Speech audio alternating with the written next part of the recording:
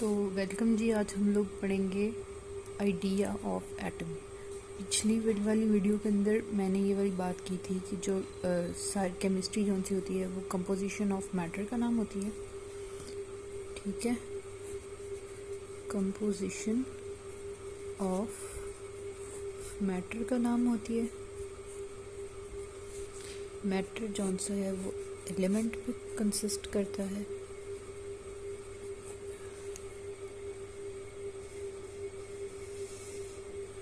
और जो एलिमेंट होते हैं वो आगे फर्दर एटम्स पर कंसिस्ट करते हैं। ठीक है जी। अच्छा, तो अब ये जो एटम है, सबसे पहले एक आइडिया था, यानी कि एक आइडिया था जो कि एक फिलोसोफर थे, डेमोक्रिटस।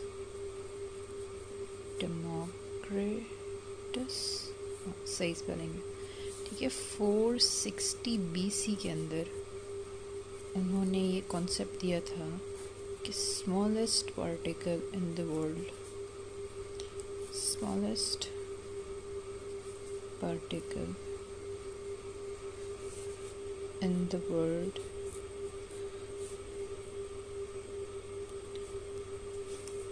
कोई भी है, ठीक है, तो उसको मैं एटम कहूँगा। उसने बेसिकली कहा था कि smallest particle in the world would be atomos. Atomos meaning uncut. A का मतलब नॉट यानी कि अन, और टमॉस का मतलब कट, कि एक ऐसी चीज़ जो कि इनडिविजिबल होगी, इनडिविजिबल होगी। ये एक आइडिया था टिल 24 सेंचुरीज। ठीक है, 24 सेंचुरीज तक किसी बंदे ने इस बारे में मज़ीद बात नहीं की। फिर जनाब तस्वीर में रूनुमा होते हैं जॉन डाल्टन साहब।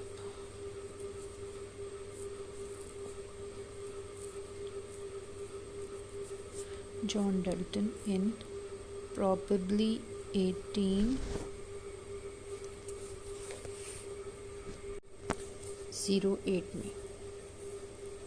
ठीक है, तो जो जॉन डाल्टन है ना, उसने कहा जो जॉन डाल्टन है ना, उसने कहा जी कि अगर तो सारी की चीज़ें यानी कि all matter composed of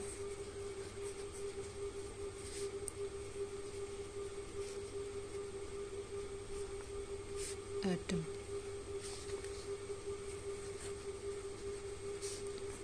then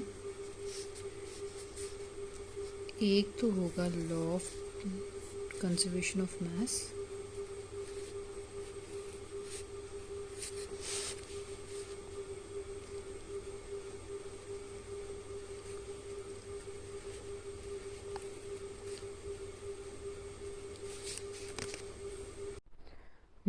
अच्छा, law of conservation of mass जौन सा है वो जॉन डाल्टन ने प्रपोज किया था। और फिर उसके बाद दूसरा उन्होंने जो लॉ प्रपोज किया था वो था law of conservation of definite proportion. Law of definite proportion, definite proportion, proportion.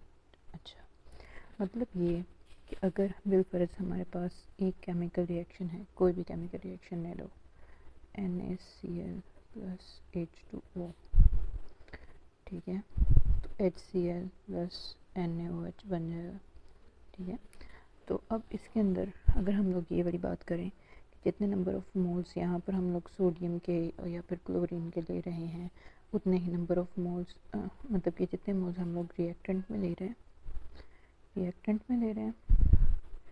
ठीक है, उतने ही हमें यहाँ प्रोडक्ट में भी मिल रहे हैं। ठीक है, इसका प्रोपोर्शन इसके साथ है, मतलब कि जितनी तब्दीली यहाँ पर आएगी उतनी तब्दीली यहाँ पर आएगी, उस हिसाब से यहाँ पर एटम्स के जौन से मैसेज हैं उनमें भी उतनी ही चेंजिंग आएगी। अगर सारे का सारा मैटर जौन सा है हमारे पास वो किस पे कंसिस्ट करता हो, एटम पर कंसिस्ट करता हो। ये दो लॉज जो दे कि जॉन डाल्टन साहब ने एटम की जौन सी है फिज़िकलिटी को प्रूव कर दिया, ठीक है, फिज़िकलिटी प्रूव्ड, ठीक है। जो तो जॉन डाल्टन साहब ने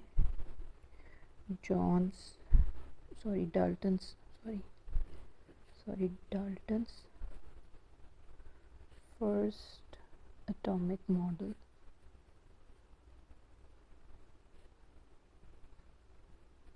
प्रपोज किया, ठीक है, एटॉमिक मॉडल प्रपोज किया जो कि बेस करता था इन दो लॉज के ऊपर।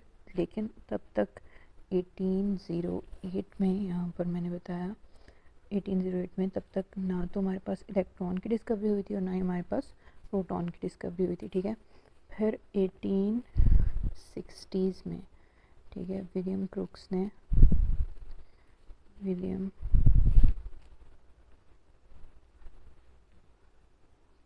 ने CRO के ज़रिए से इलेक्ट्रॉन की डिस्कवरी कर दी।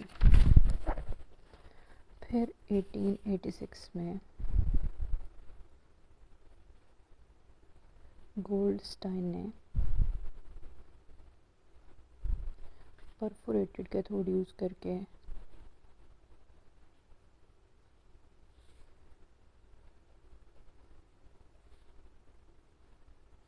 प्रोटॉन्स को भी डिस्कवर कर लिया, ठीक है। इलेक्ट्रॉन भी डिस्कवर हो गया, प्रोटॉन भी डिस्कवर हो गया। अच्छा, प्रोटॉन को ना हम लोग पॉजिटिव रेज कहते हैं, न्यूक्लियर केमिस्ट्री में इसका क्वेश्चन आता होता है, याद रखना। अच्छा, फिर उसके बाद जनाब हमारे पास आ जाते हैं 1891 में, जो जे थॉमसन थे ना, 1890 समथिंग की डेट है, ठीक है, 1890s में है। जे थॉमसन साहब थे ना, जौन से थॉमसन, उन्होंने ना इलेक्ट्रॉन टू मास रेशो को डिस्कवर कर दिया, ठीक है, डिस्कवर कर लिया।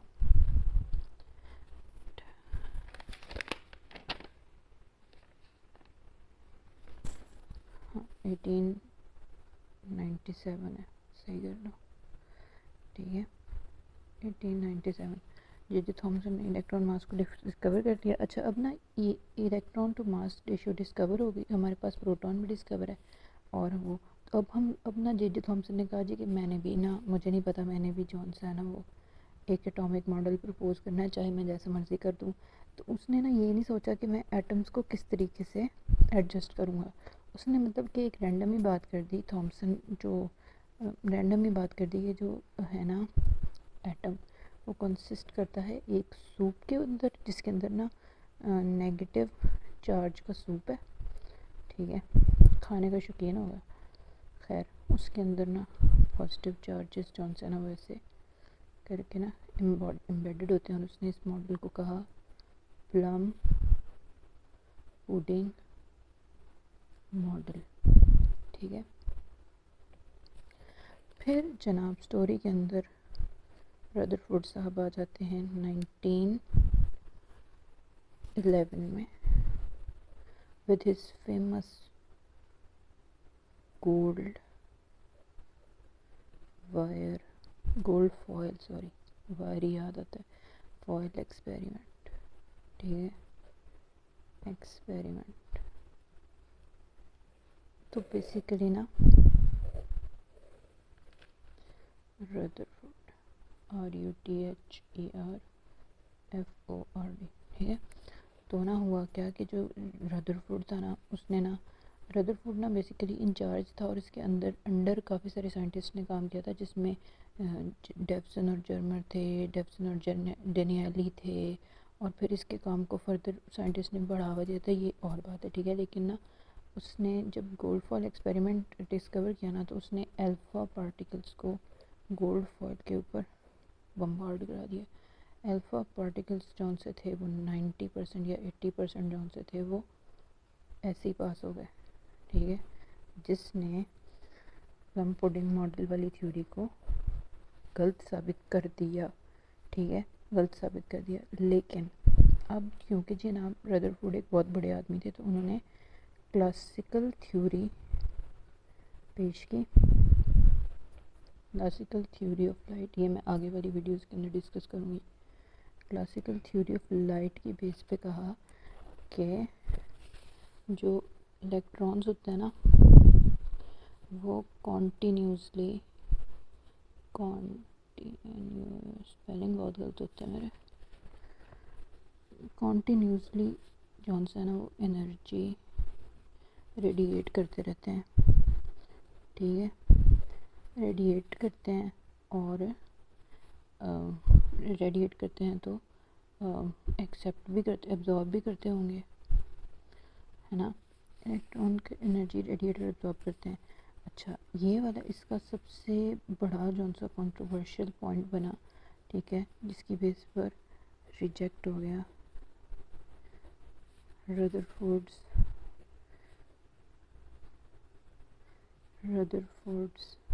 प्लानिटरी मॉडल, प्लानिटरी मॉडल, ठीक है, प्लानिटरी मॉडल रिजेक्ट हो गया। इसको रिजेक्ट किया था जनाब नाइल्स बोहर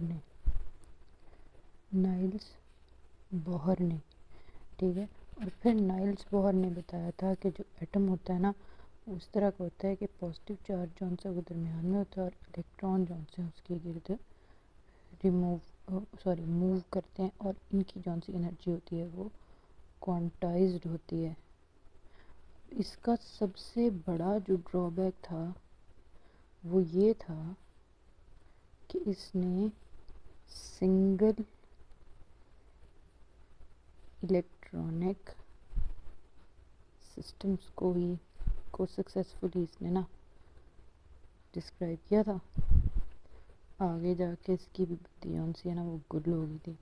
तो फिर आगे जनाब इलेक्ट्रॉन की मूवमेंट को डिस्कस करने वाले साइंटिस्ट आए थे जिन्होंने उसकी बेस के ऊपर एटम को फर्दर जौन सा है वो एक्सप्लेन किया था, जो कि आगे क्वांटम थ्योरी का हिस्सा बनेंगे, क्वांटम थ्योरी का हिस्सा बनेंगे, ठीक है। ये मैं आने वाली वीडियोस के अंदर जौन सा है ना वो टॉपिक बना के डिस्कस करूँगी। अभी के लिए इतना ही।